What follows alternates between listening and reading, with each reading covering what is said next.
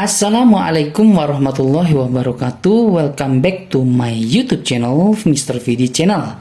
Pada video kali ini saya akan membahas tentang materi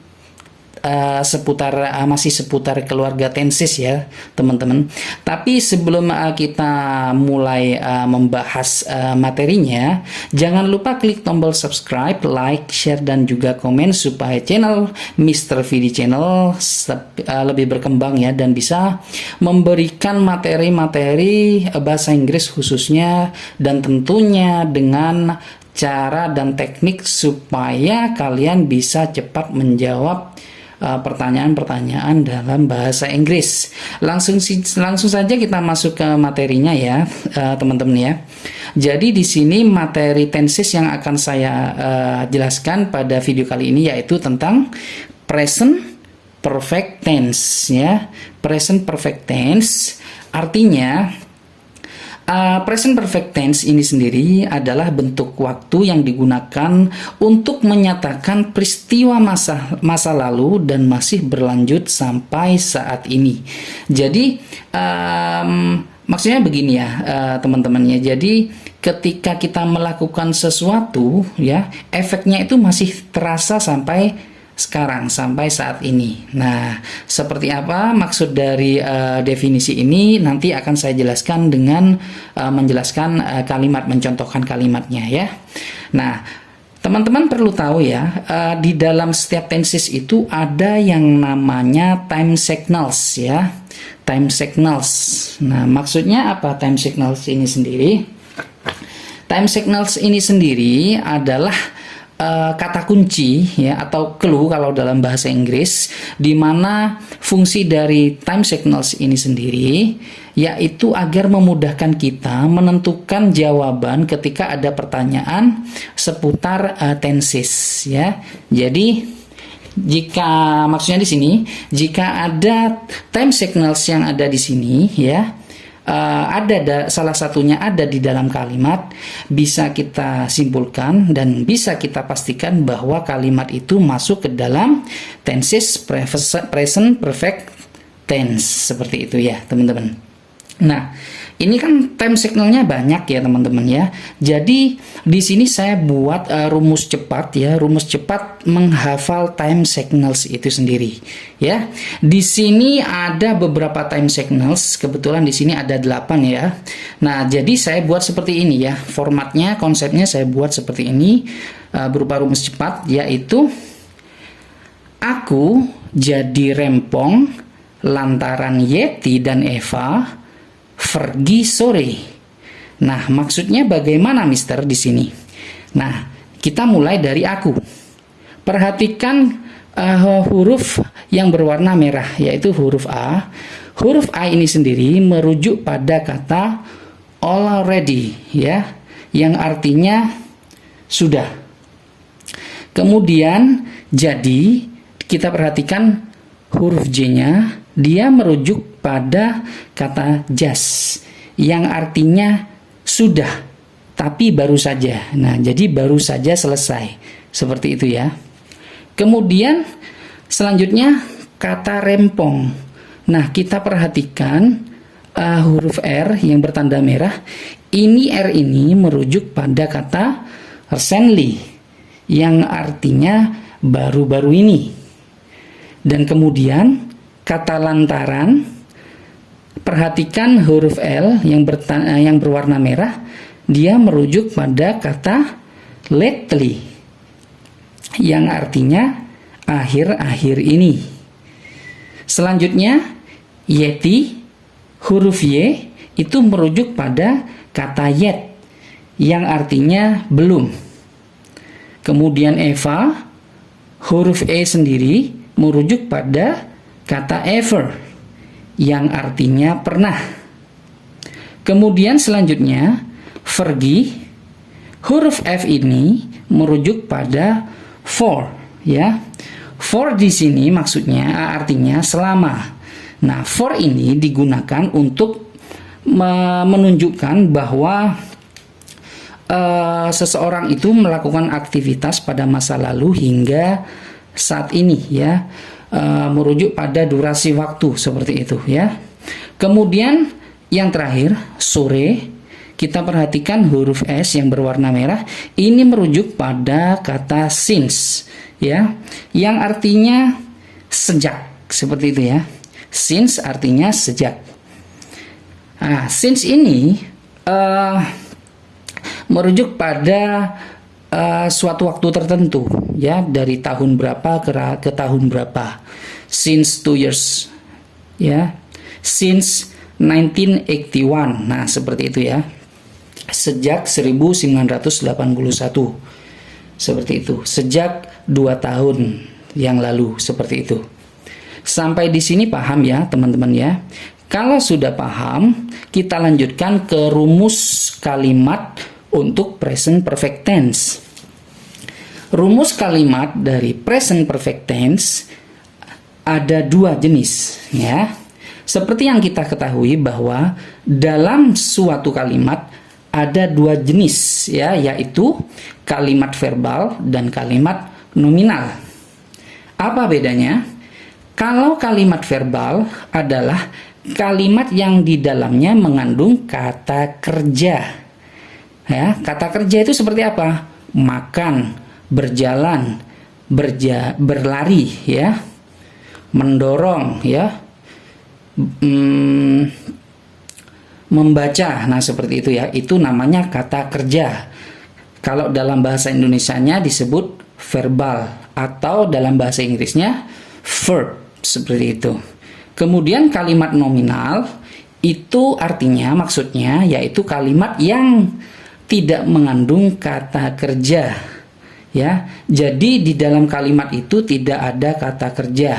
Biasanya di dalam kalimat yang tidak mengandung kata kerja ada kata sifat, kata keterangan, dan yang berposisi dan berfungsi sebagai pelengkap dalam kalimat, seperti itu ya. Sampai di sini paham ya, teman-teman? Oke, langsung saja kita masuk ke rumusnya dan juga contoh kalimatnya. Nah, supaya teman-teman lebih paham seperti apa penyusunan kalimat dalam present perfect tense, seperti itu ya. Kita mulai dari kalimat verbal, ya, seperti yang saya jelaskan baru saja, yaitu kalimat verbal adalah kalimat yang di dalamnya mengandung kata kerja, yaitu kata kerja bentuk ketiga. Nah, susunan rumusnya seperti ini ya, teman-teman ya.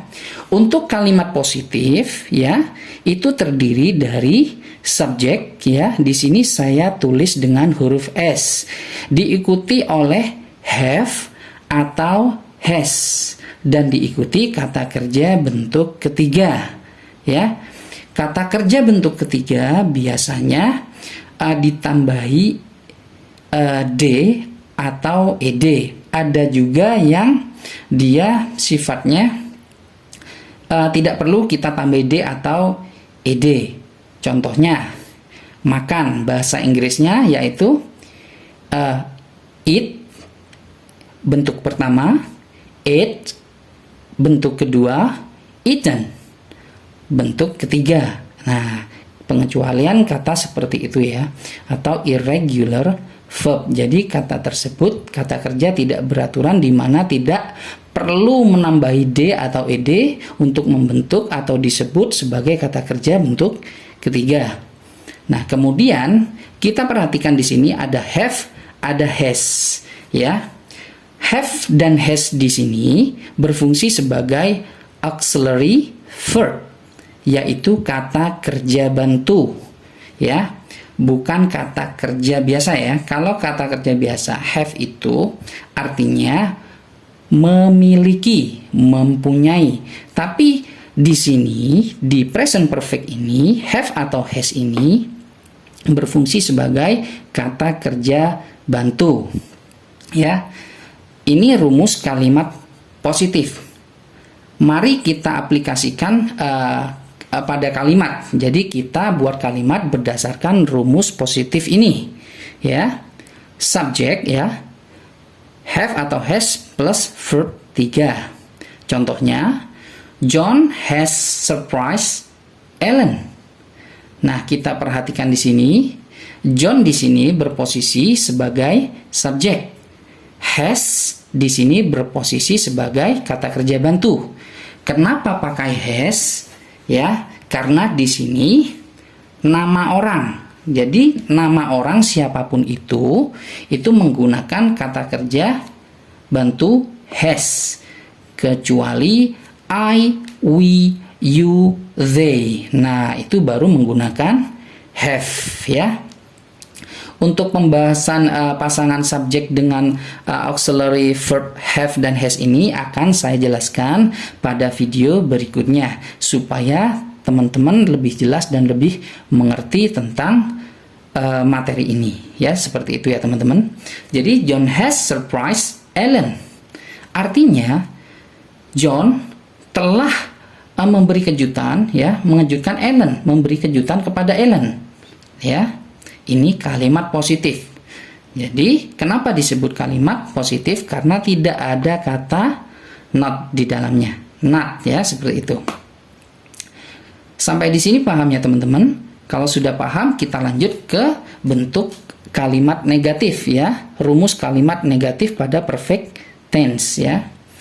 Di sini komposisinya subjek diikuti have atau has, lalu kemudian diikuti not plus verb 3 ya. Jadi subjek diikuti kata kerja bantu ini. Nah, ciri khas dari kalimat negatif seperti yang saya katakan baru saja, yaitu ada penambahan kata not ya dalam kalimatnya, dalam rumusnya. Kemudian diikuti kata kerja bentuk ketiga. Nah, lalu kita buat kalimat dengan menggunakan rumus ini. John has not surprised Ellen ya. Nah, John tidak memberi kejutan Ellen.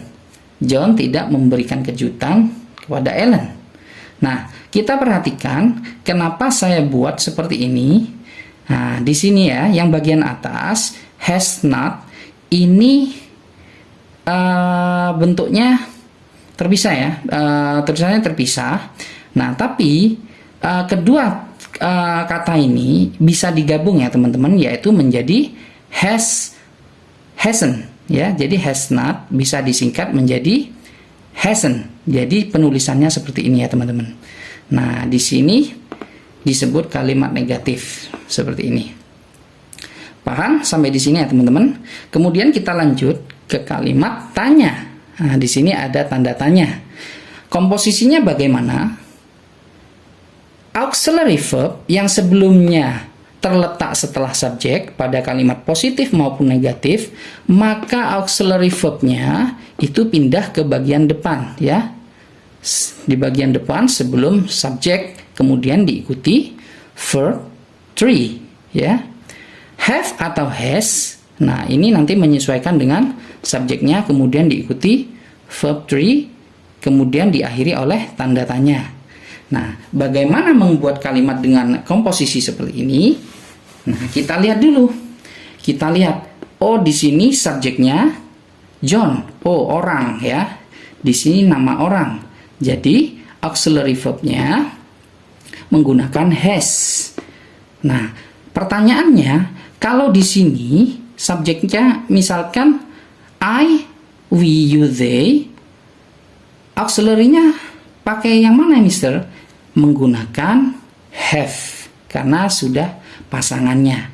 Karena di sini nama orang, maka auxiliary verbnya menggunakan has ya, seperti ini. Has John surprised Ellen? Has John surprised Ellen? Nah, apakah John memberi kejutan kepada Ellen? Nah, jadi pertanyaan seperti itu. Ya, ini kapan terjadinya? Baru saja sampai sekarang ya. Jadi masih surprise-nya, kalau memang situasinya John memberikan surprise kepada Ellen, itu efeknya masih terasa sampai sekarang karena kejadiannya itu baru saja. Seperti itu ya teman-teman ya. Jadi kesimpulannya, untuk membentuk kalimat negatif dari kalimat verbal pada present perfect tense ini sendiri hanya menambahkan not setelah auxiliary verb itu sendiri. Dan untuk membuat kalimat tanya, hanya memindahkan auxiliary ini ya di posisi paling depan sebelum subjek itu sendiri ya. Jadi seperti ini teman-teman. Nah, sangat mudah ya teman-teman.